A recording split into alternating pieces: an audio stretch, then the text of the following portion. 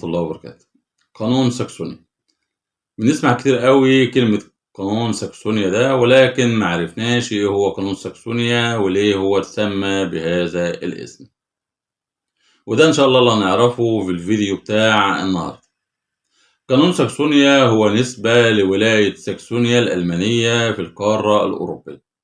الولاية ديت اشتهرت بالحياة التجارية، وكان أغلب الشعب أو الطبقة الكادحة في الشعب هم طبقة الفقراء، وكانوا طبقة الفقراء دول بيشتغلوا تحت وتحت إمرة الطبقة الغنية من الشعب أو طبقة النبلاء، أو اللي كانوا بيطلقوا على نفسهم النبلاء.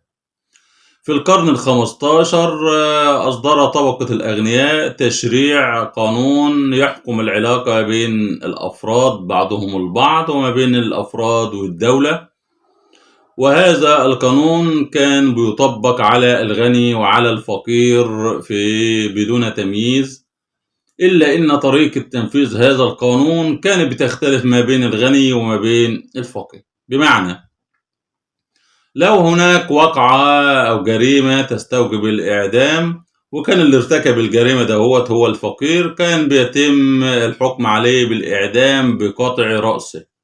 أما بالنسبة لو الغني هو اللي ارتكب هذه الجريمة، كانوا بيعاقبوا ظل هذا المجرم أو ظل هذا الغني.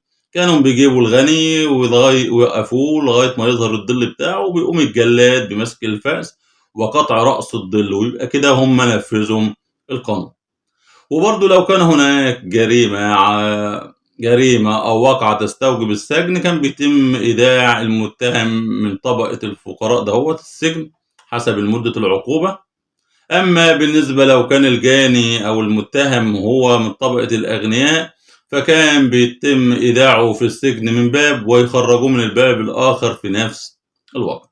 انتهت معلومتنا النهاردة عن قانون ساكسونيا، ولكن أنا عندي سؤال: هل انتهى قانون ساكسونيا في حياتنا أو لا؟